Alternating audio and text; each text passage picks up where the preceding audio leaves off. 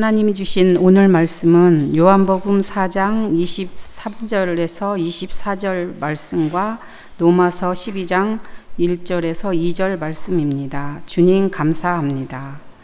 아버지께 참되게 예배하는 자들은 영과 진리로 예배할 때가 오나니 곧 이때라. 아버지께서는 자기에게 이렇게 예배하는 자들을 찾으시느니라. 하나님은 영이시니 예배하는 자가 영과 진리로 예배할지니라. 그러므로 형제들아, 내가 하나님의 모든 자비하심으로 너희를 권하노니 너희 몸을 하나님이 기뻐하시는 거룩한 산 제물로 드리라. 이는 너희가 드릴 영적 예배니라. 너희는 이 세대를 본받지 말고 오직 마음을 새롭게 함으로 변화를 받아 하나님의 선하시고 기뻐하시고 온전하신 뜻이 무엇인지 분별하도록 하라. 아멘. 이 말씀 따라 사는 동안 지치지 않게 하시고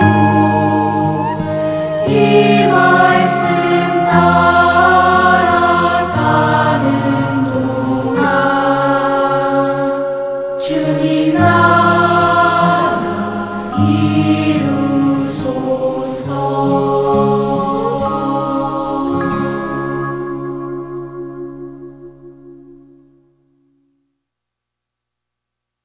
한국 교회가 위기다.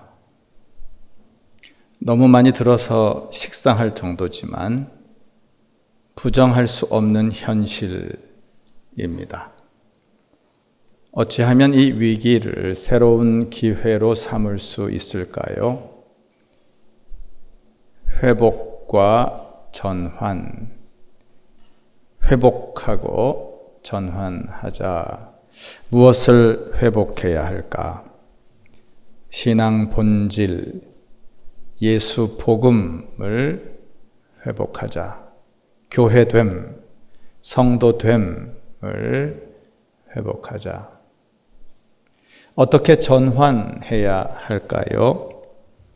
성장 코드에서 성숙 코드로, 물량 추구에서 가치 추구로, 예배당 중심에서 실생활 중심으로 전환하자. 그래야 지속 가능한 교회 될 수 있고, 그래야 한국 교회를 통한 하나님 구원 역사가 의미 있게 이어질 수 있습니다. 회복하고 전환하자. 그러기 위해 먼저 한국 교회 현실과 현황을 직시할 필요가 있습니다. 한국교회 진단 리포트 올해 2월 출판되었는데요. 교회 출석하는 성도, 청소년, 목회자, 그리고 선교사와 일반 국민 모두 12,300여 명에게 설문조사를 했고, 부제가 5대 핵심 사역 통계로 전망하는 미래 목회. 이 책에 실린 데이터 분석을 참고해서 9월 말까지 5주 연속 교회 5대 핵심 사역을 차례로 살펴보겠습니다. 레이투르기아 예배, 디다케 교육, 코이노니아 친교, 디아코니아 봉사, 캐리그마 선교. 한국교회 위기를 실증하는 기본 지표는 교세 감소일 겁니다. 한국교회 진단 리포트의 부록으로 실린 한국교회 교세 추계를 요약하면 2024년 현재 우리나라 기독교인은 828만 명, 828만 명으로 추산됩니다. 이 중에서 가나안 교인, 떠돌이 교인, 또 이단 사이비를 빼면 실제 주일 예배에 참석하는 개신교인은 약 500만 명일 거다. 전체 인구 중 10% 정도입니다. 현재 한국 사람 10명 중에 1명이 개신교회 출석 교인이다. 앞으로가 더 심각해요. 과천교회 창립 100주년 되는 2050년에는 기독교인이 560만 명 될 거다. 가나안 교인, 떠돌이 교인, 이단 사이비를 지금과 같은 비율로 제외하면 2050년에는 약 338만 명이 개신교회 출석 교인일 거다. 전체 인구 중 7.2%입니다. 이대로 가면 앞으로 25년 동안 지금보다 162만 명이 줄어들고 32.4%가 줄어든다. 특히 30대 이하는 급감하고 60대 이상은 급증하고, 통계청은 25년 뒤 우리나라 전체 인구가 9% 감소한다는데, 같은 기간 기독교인이 32.4% 감소한다면 3.6배나 줄어드는 겁니다. 그러니까 인구 요인 외에 또 다른 요인이 작용하고 있다. 두 가지 요인을 꼽을 수 있겠습니다. 첫째, 탈종교화 현상.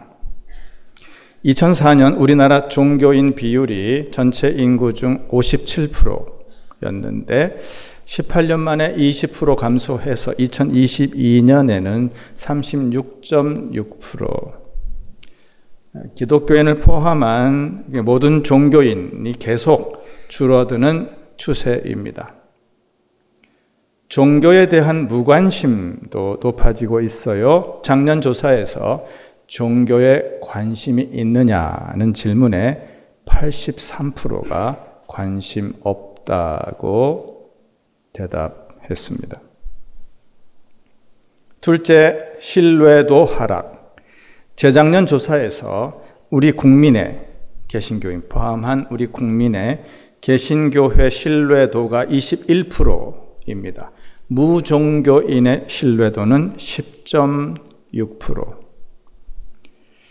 올해 초 발표된 조사 결과는 더 부정적입니다.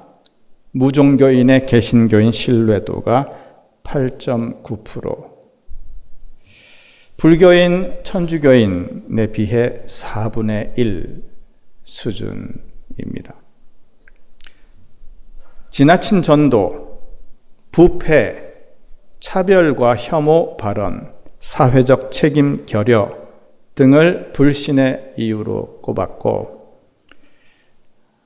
10대 중반부터 20대 중반까지를 G세대라 하지요. 또는 젠지 세대.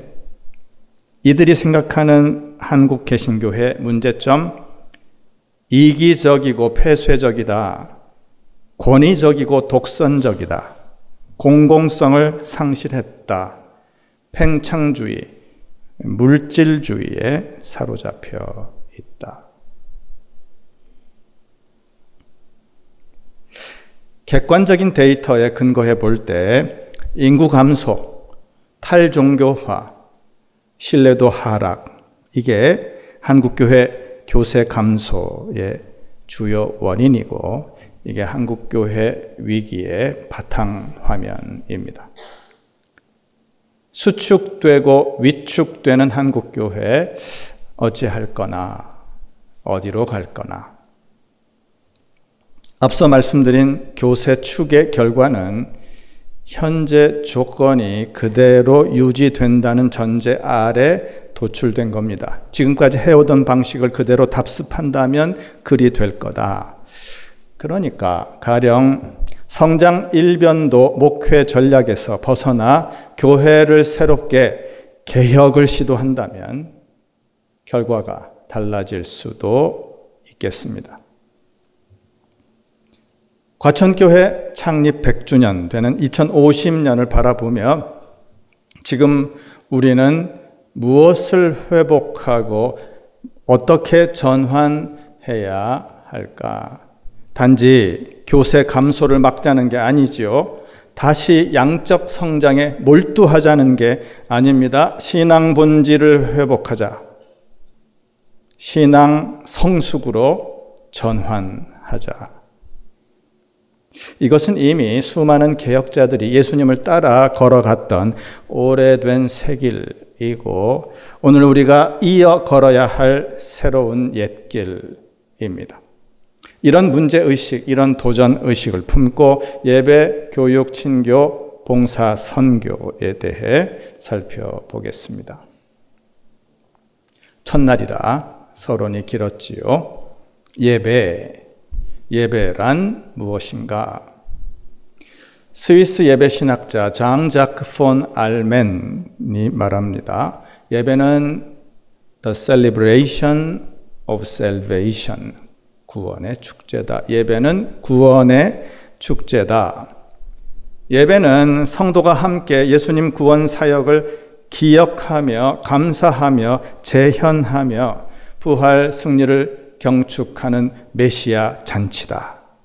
뿐만 아니라 예배는 또한 우리가 천국에서 누리게 될 어린 양 혼인 잔치를 미리 맛보는 일이다. 보좌에 앉으신 우리 하나님과 죽임당하신 어린 양 예수 그리스도를 경배하며 성도가 함께 최후 승리 기쁨을 미리 맛보는 자리. 천국 혼인잔치를 기대하며 예고하며 선취하는 자리가 예배입니다. 교회는 하나님 앞에서 예수 구원 잔치, 천국 혼인 잔치를 하는 예배 공동체다. 이렇게 예배의 두 기둥이 있습니다.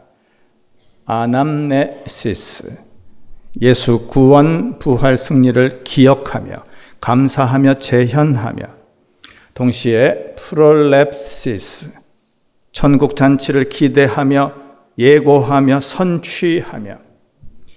예배는 하늘 보좌 앞에서 성도가 함께 누리는 구원의 축제다. 한국교회가 이 예배의 기쁨, 이 예배의 감격을 상실하고 있는 것은 아닌가. 그래서 자꾸 하나님 아닌 것들에 한눈 팔고 있는 것은 아닌가. 구원의 축제로서 예배 본질을 회복하자.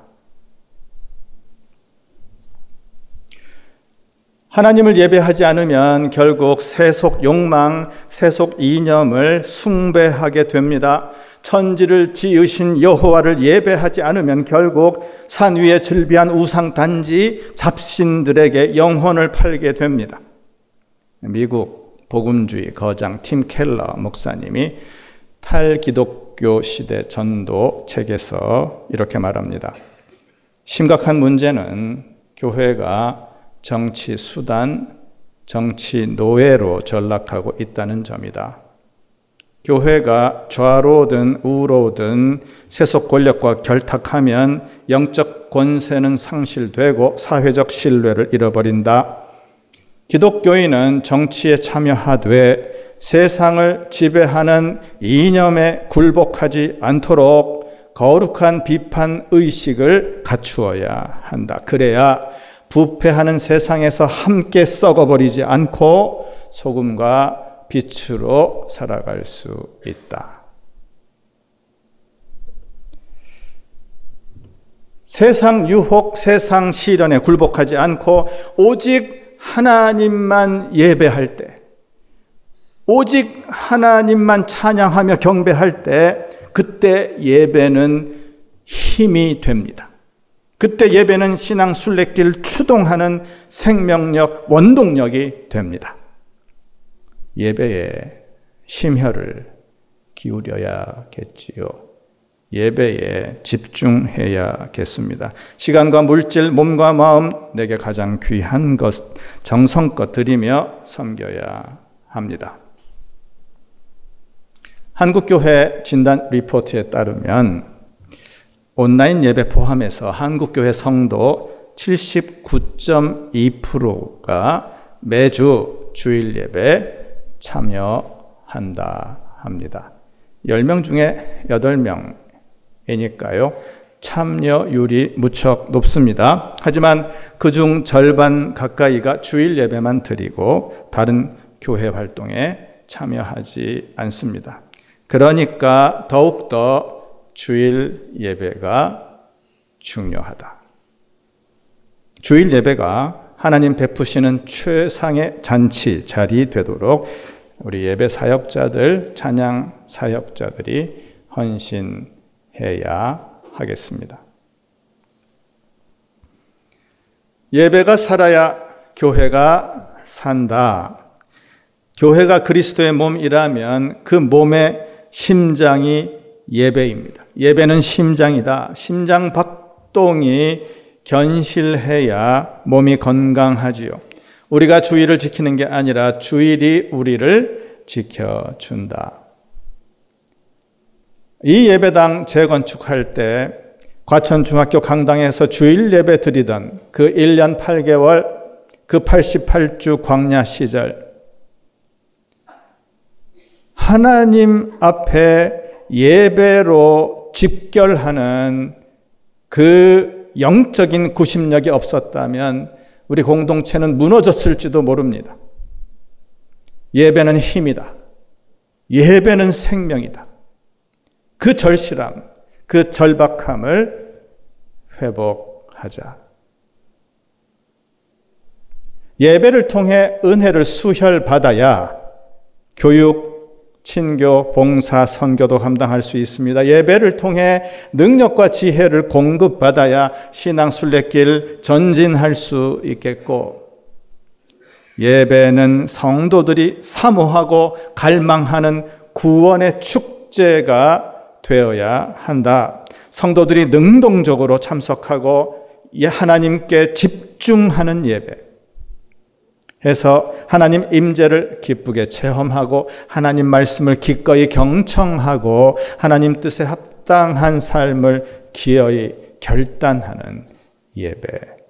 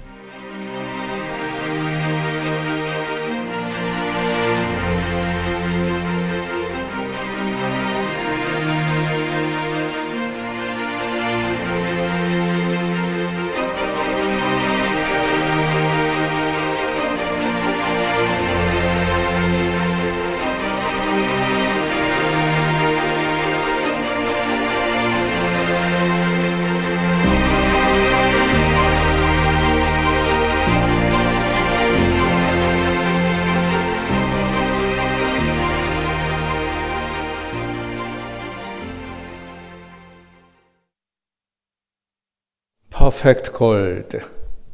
하나님께 집중하자. 그런데 어떤 형식으로 예배할 것인가? 어떤 스타일, 어떤 언어, 어떤 음악으로 예배할 것인가?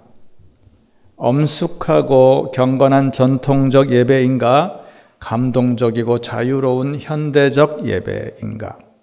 이게 양자택일 문제 아니지만요. 때론 이 때문에 교회가 극심하게 갈등하기도 했지요. 예배 유형, 예배 형식은 시대마다 세대마다 지역마다 지교회마다 다릅니다. 다를 수밖에 없지요. 달라야 하고 2000년 전 예배 역사를 살펴본다면 세계교회 예배 모습을 둘러본다면 나에게 익숙한 어떤 특정 형식만 옳다고 주장할 수 없습니다. 요한복음 4장 24절 하나님은 영이시니 예배하는 자가 영과 진리로 예배할지니라. 아멘. 사마리아 여인에게는 장소가 중요했어요. 이 산입니까? 저 산입니까? 그러나 영이신 하나님은 특정 장소, 특정 형식에 갇혀 계시지 않습니다. 영과 진리로 예배할지니라. 진리이신 예수 그리스도를 통해 영이신 하나님과 인격적으로 만나는 것, 이것이 예배입니다. 영과 진리로 예배할지니라. 이 본질, 예배는 구원의 축제다. 이 본질에 충실하다면 형식에 대해서는 유연할 필요가 있겠습니다. 예배 형식을 중시하는 사고에서 예배 본질, 예배자 마음 중심을 중시하는 사고로 전환하자. 우리 교회는 주일 예배를 각기 다른 형식으로 드리고 있습니다. 왜냐? 사람마다 세대마다 잔치하는 모양이 다르듯 예배를 통해 은혜를 누리는 통로와 방식이 다르니까. 새벽 6시 30분 일부 예배, 주일에 일찍 예배 드려야 하는 분들 위한 비교적 간결한 예배입니다. 오전 8시 2부 예배, 오르간이 이끄는 한국장로교 전통적인 예배. 지금 오전 10시 3부 예배 오케스트라와 함께하는 격조 있는 예배. 낮 12시 4부 예배 찬양단 핸드벨 콰이어와 함께하는 창조적인 예배. 그리고 오후 2시 30분 5부 청년 예배, 역동적인 젊은이 예배. 우리 교회 주일 예배가 더 많은 사람들에게, 더 다양한 사람들에게 더 큰 기쁨을 선사하는 구원의 축제 되기를 소망합니다.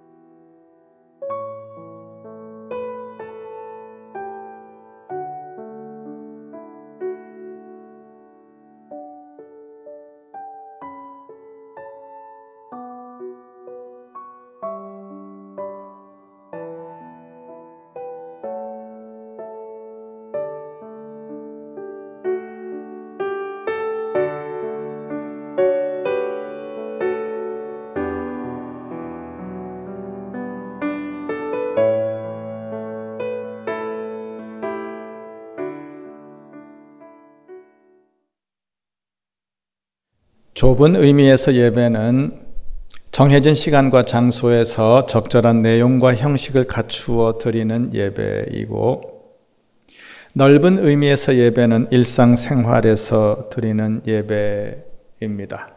로마서 12장 1절, 너희 몸을 하나님이 기뻐하시는 거룩한 산제물로 드리라. 이는 너희가 드릴 영적 예배니라. 아멘. 이게 넓은 의미에서 예배지요. 우리 몸을 거룩한 산제물로, 구별된 제물, 살아있는 제물로 드리는 것, 즉 삶을 드리는 예배, 이게 영적인 예배다. 이게 하나님 받으시기에 합당한 예배다. 예배는 삶의 일부가 아니라 삶 그 자체입니다. 모든 만남과 사귐 속에서 모든 생각과 행위를 통해 하나님을 예배하듯 살아가자. 모든 상황 속에서 주님 뜻 분별하고 순종하며 하늘 자녀, 하늘 백성답게 예수 제자, 예수 증인답게 살아가자. 이런 삶이 통째로 하나님 기뻐하시는 living sacrifice, 거룩한 산제물, 영적인 예배, 하나님 받으시기에 합당한 예배입니다. 주중에 자기 마음대로 살다가 주일에 교회 와서 예배만 그럴듯하게 드리는 것 하나님 싫어하십니다. 생명 죽이는 말 내뱉으며 살다가 그 입술로 기도하고 찬양하는 것 하나님 싫어하십니다. 잘 살고 바르게 살아 부모님 기쁘게 하는 게 참된 효도이듯 하나님 기쁘시게 하는 삶 자체가 예배입니다. 예수님 말씀하십니다. 요한복음 8장 29절, 나를 보내신 이가 나와 함께 하시도다. 내가 항상 그가 기뻐하시는 일을 행함으로 나를 혼자 두지 아니하셨느니라. 아멘. 한국교회 진단 리포트, 삶으로서 예배에 대한 설문조사 결과를 정리해 보면, 첫째, 성도들은 삶으로서 예배를 중요하게 생각하지만 목회자 설교에서 일상생활 대한 강조가 상대적으로 약하다고 느낀다. 둘째, 성도들은 주일 예배를 통해 하나님의 임재, 감사와 평안 등 영적이고 내적인 경험들을 기대하지만 현실 문제 해결과 기복적 기대라는 예배의 도구화 경향도 나타난다. 셋째, 성도들은 주일 예배와 설교를 통해 개인 신앙 생활에서는 유익을 얻지만 사회적이고 공적인 책임 의식을 갖기엔 미흡하다. 그러니까 목회자들은 더욱 복음의 공공성, 사회적 책임을 격려하는 주일 예배와 설교가 되도록 노력해야겠고, 성도들은 더욱 주일 예배를 통해 받은 은혜와 도전을 품고 하나님 기뻐하시는 삶의 예배자로 살도록 노력해야겠습니다. 예배와 일상, 말씀과 삶, 주일과 평일이 분리되는 것, 이게 한국교회 치명적인 약점 아닌가요? 주일 예배 심장 박동이, 예수 보혈이 평일 삶의 자리까지 흘러가야 합니다. 주일 예배만 중시하는 사고에서 주일 예배와 평일 생활 예배 조화와 균형을 추구하는 사고로 전환하자. 주일 예배가 실생활에 아무런 영향도 끼치지 못한다면 믿음이 뭐 그래요? 하나님 찾으시는 예배자 모습이 아닙니다. 참된 예배자는 예배당 문을 나서면서부터 다시 예배를 시작하지요. 내가 부른 찬송을 적용하고 내가 받은 말씀에 순종하며 내가 서 있는 곳 어디서나 코람데오 하나님 앞에서 하나님을 예배합니다. 온전한 예배는 삶으로 완성된다.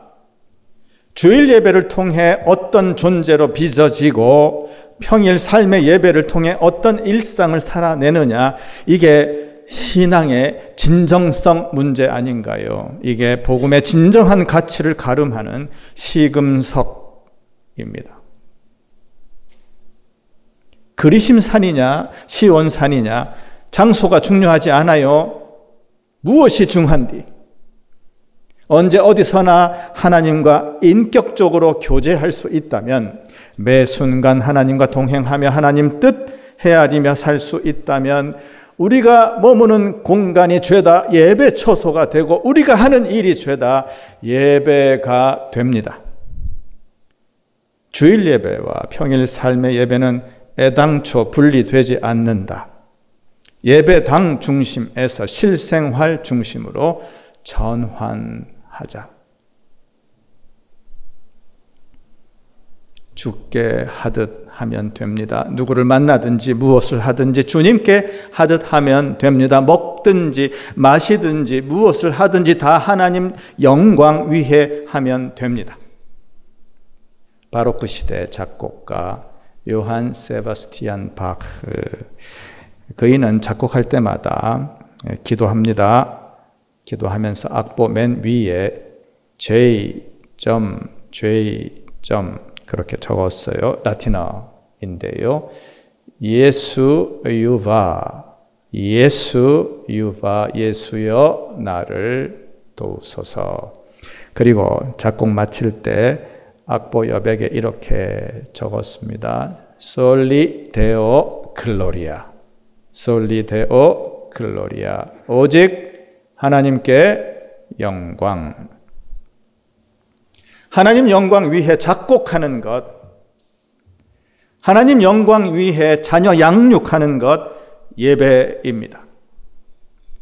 환경미화원이 하나님 영광 위해 화장실 청소하는 것, 간병인이 하나님 영광 위해 환자 돌보는 것, 직장인이 하나님 영광 위해 땀 흘리는 것, 기업인이 하나님 영광 위해 회사를 운영하는 것 예배입니다. 창조 질서 회복을 위해 탄소 배출 억제에 힘쓰는 것, 한 생명 살리기 위해 외로운 사람, 우울한 사람에게 친구 되어주는 것, 함께 행복한 사회를 위해 연약한 이들, 소외된 이들, 억눌린 이들, 억울한 이들 섬기는 것 예배입니다. 하나님 영광 위해 하나님 마음으로 하나님 손길이 되어 살아가는 모든 일상이 예배다. 어떤 형편에서도 하나님 나라 향한 믿음으로 사는 것 자체가 하늘 영광, 하늘 기쁨 충만한 구원의 축제다. 그런 예배, 그런 잔치, 그런 복된 날이 빼곡히 이어지기를 소망합니다. 주일에도 평일에도 영과 진리로 예배하는 우리이기를, 언제 어디서나 즐거이 힘차게 예수 구원잔치, 천국 혼인잔치 펼쳐가는 우리이기를 소망하며 축복합니다. 아멘. 우리는 하나님을 예배합니다. 모두 일어나 찬송합니다.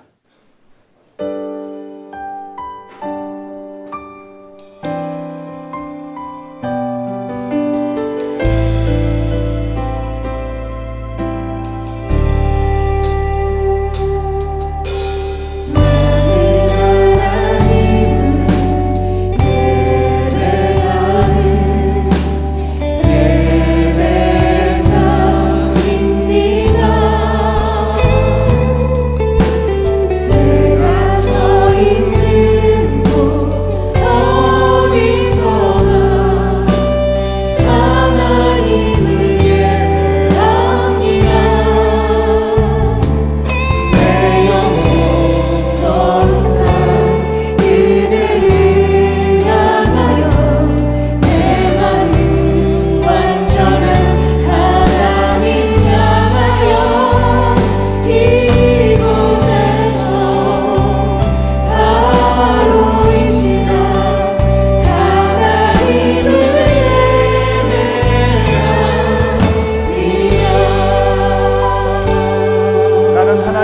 예배합니다.